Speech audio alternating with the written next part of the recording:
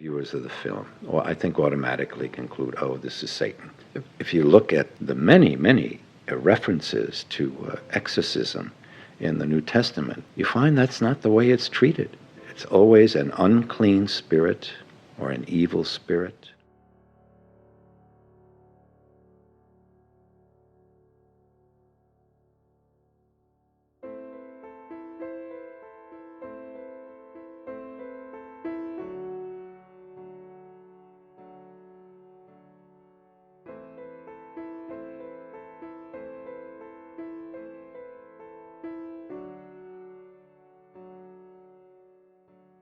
Walking up the ladder was probably one of the most memorable moments for me because I looked down at my footprints and I knew I wasn't coming this way again.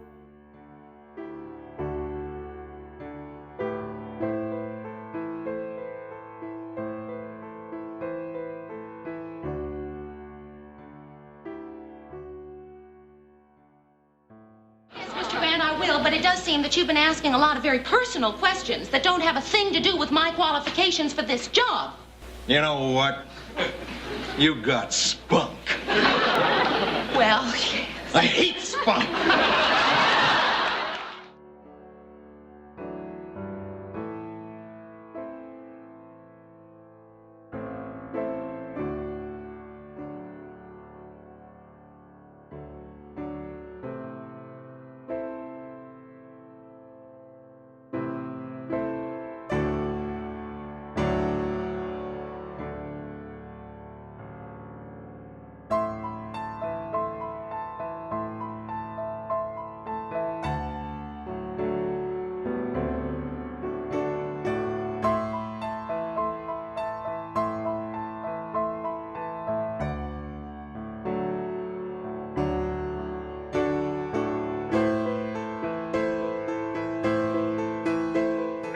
People think that jazz began with Benjamin Goodman.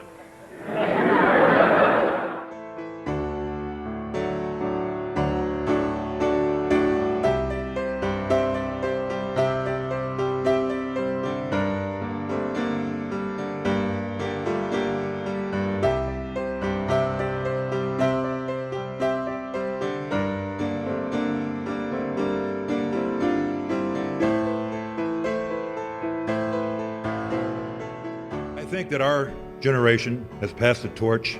We've passed it on to what I think is the greatest athletes in the history of our great sport. But most importantly, we have great fans, and I want to tell you what a thrill it has been for me tonight just to let me talk. Thanks very much. It's a thrill of my life.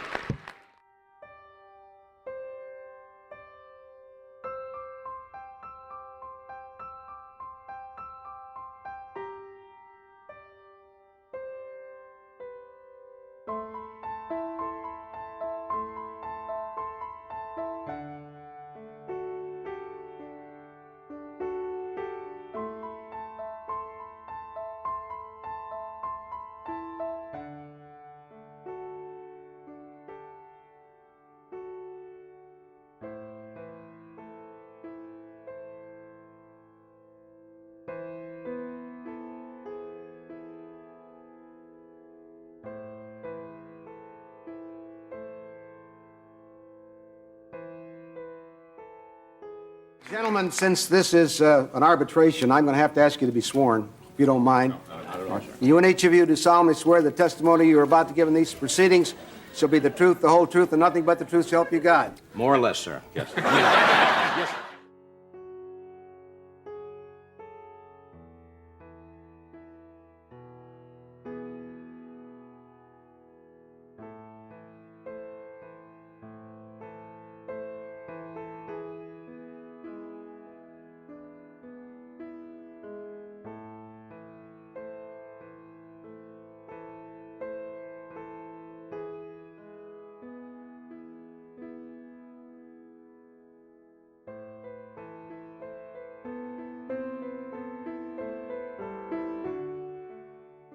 I've seen a lot of my colleagues go, Hendrix, Joplin, Elvis. To be standing here after 26 years, I'm very proud. So I want to thank you all. Thank you, Dick Art and American Bandstand.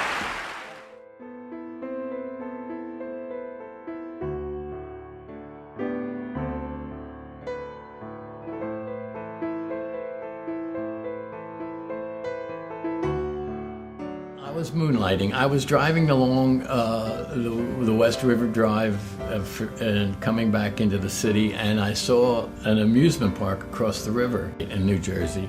And I wrote a song, Palisades Park. It was the first creative thing I ever did, and it was so wonderful.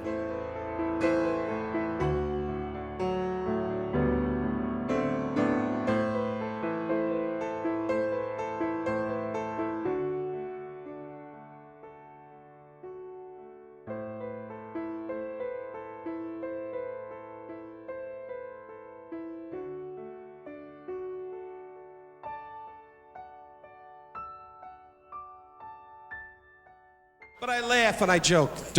You're built like my wife. Good lamps. Nothing to be ashamed of. I'm married to a woman like that 27 years. Takes over the brazier at night and the head hits the sink.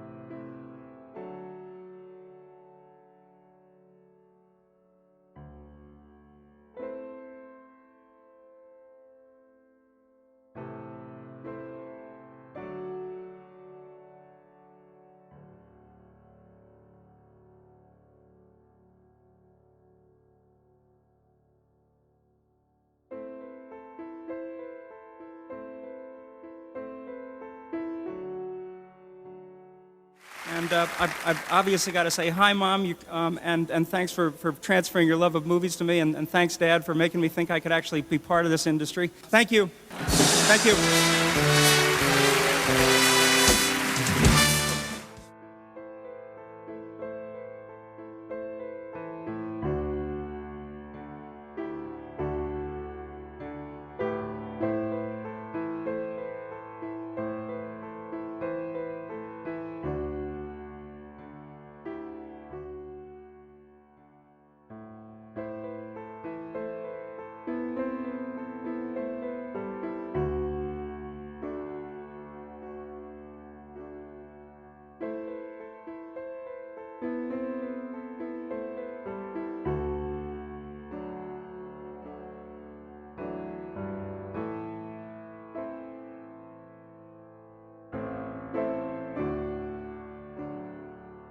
They're fun to make, and they are, in a sense, hard work.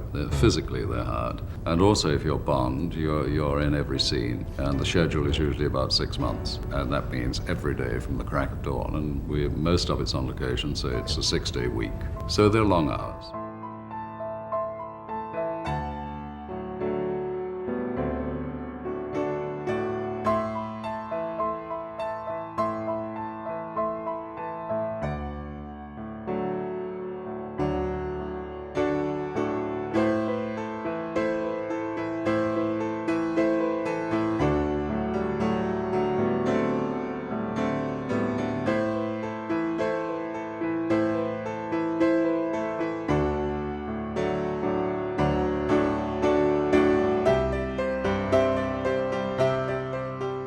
I'd mentioned before, I think, Frank Gorshin several times, who played Ridley, and Burgess Meredith, who was the Penguin. And they were always fun because they were knowledgeable, and I just kind of like to go out and tip a few glasses with them and listen to their stories.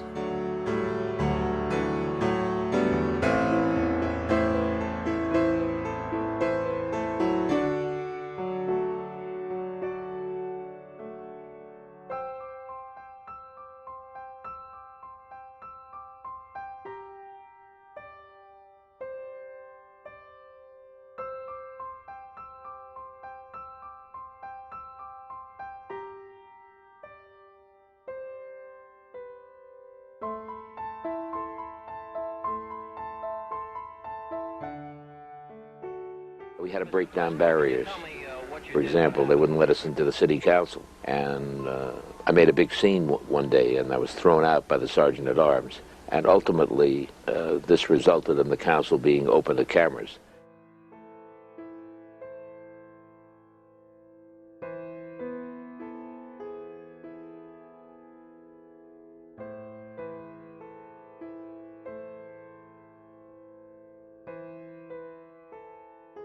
Zombies cannot run. I say this definitively as the godfather of zombies. Zombies cannot run. So anyone who has a zombie running, don't listen to that person. Their ankles would snap. Give me a break.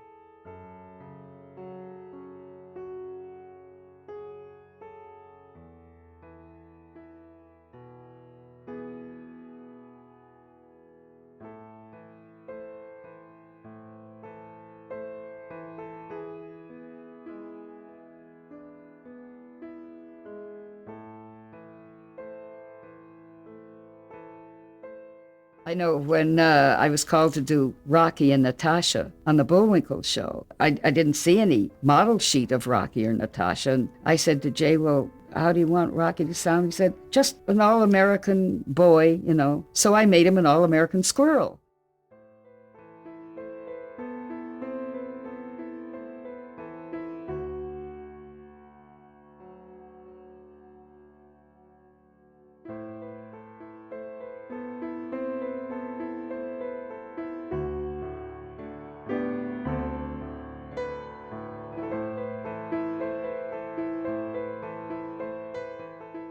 I don't notice it yet. I don't know, maybe it'll come on later, but they said you had Alzheimer's, and I said, well,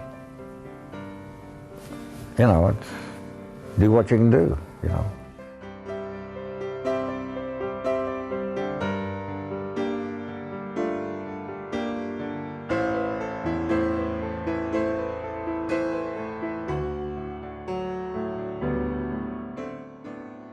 Hi everyone, I'm really enjoying life as I get ready to celebrate my 90th birthday in March. I think I'm finally having my midlife crisis.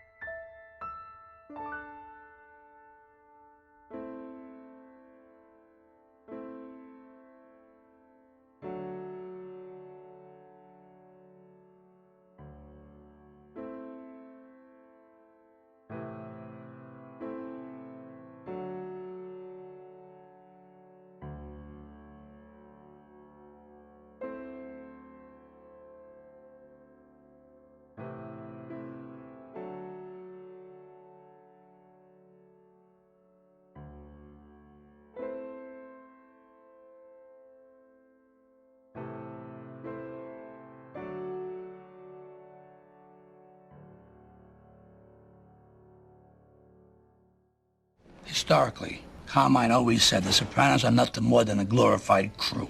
Plain and simple. We decapitate and we do business with whatever's left.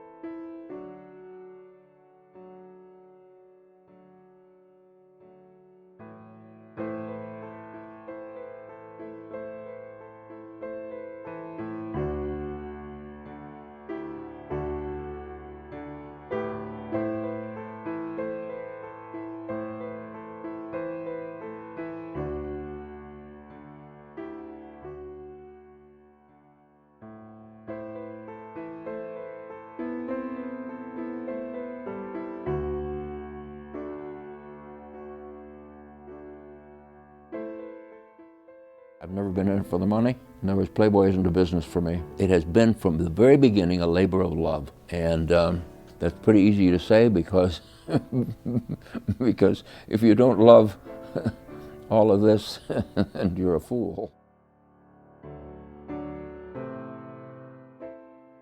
The deal is worth $8,757. Is it behind door number 1 or door number 2 or door number 3?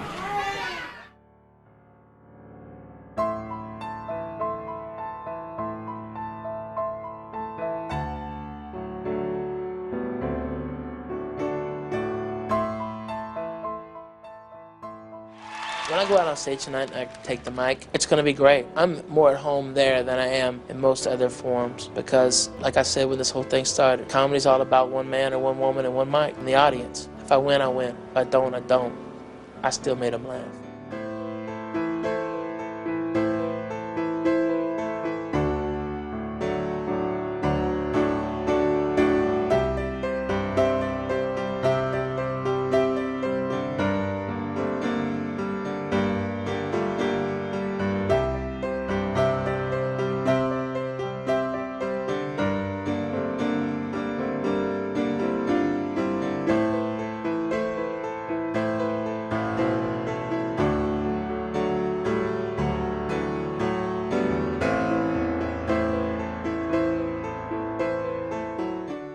can't ever recall having anybody not answer a call, but I can't say that people are all friendly and loving to me. They're not. Mel Gibson doesn't like me. Sean Connery doesn't like me, and I just love both of them.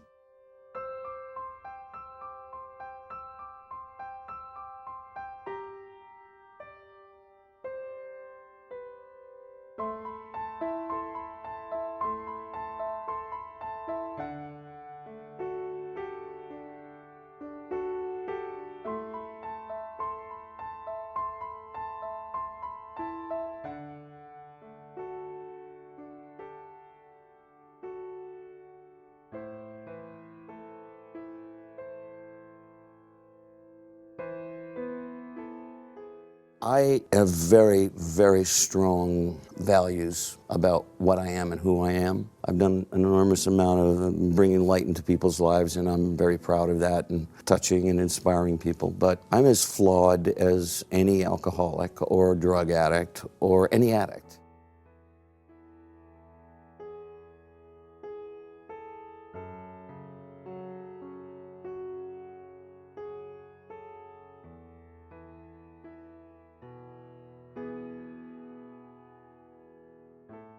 Sergeant said I wasn't thinking, so he clamped this thing on my head and said it'd help me to think. And you know something? He's right. I've been sitting there with this bucket on my head and just thinking and thinking and thinking.